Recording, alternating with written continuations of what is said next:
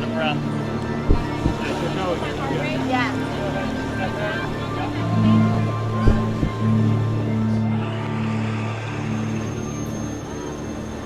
Ready? You can talk about environmental contamination in a lot of different ways.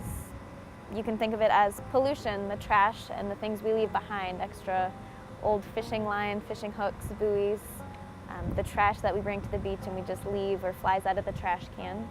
You can think about it from kind of a different pollution sense where we have runoffs and oil spills and liquid contamination from man-made sources. But it also goes farther than that. Don't touch them, feed them, or try and actively swim with them. It's against the law. Specifically for mammals, it's against the law under the Marine Mammal Protection Act. You can receive a hefty fine or up to a year in jail just by doing that. Offering them food is never a good idea because animals remember that. An otter here named Wally, and he was found when he was just a baby. He was injured, and somebody like you, just a civilian, found him and actually tried to rehabilitate him on their own. They fed him human food and tried to nurse him back to health, and then they tried to re-release him on their own. Unfortunately, that wasn't successful. Wally then became conditioned or accustomed to being around humans, being fed, and even though his injuries did in fact heal, he could not be re-released based on the dependency that they caused. A lot of people think it's okay to feed wild dolphins, and in the case of our former resident, Panama, she was a beggar dolphin. She had learned to rely on these food provided by humans. Unfortunately, that food is not always the correct food. Dolphins don't naturally eat hot dogs and hamburgers and other man-made food. It ended up grinding her teeth down, so she no longer had the correct teeth that dolphins would have to hunt their natural prey. When we found her, she was sick. She was very ill from food sources and possibly from other sources in the environment as well.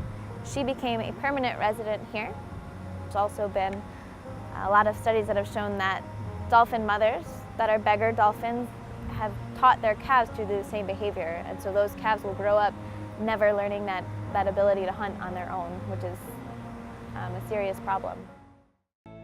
You don't know, you can't help, and so I think that's where it's important to start. These are some really cool animals living just in the water right here.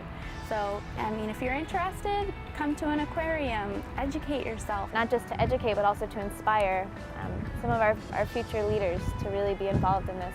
And how you can help this animal survive.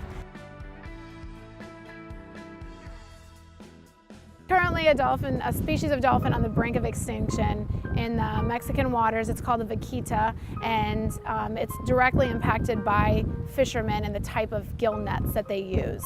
Unfortunately, the species of dolphins are caught up in the nets regularly, suffering from bycatch, and unfortunately they are very close to becoming extinct. Take less than 1 minute to sign our petition and help us to save these precious animals.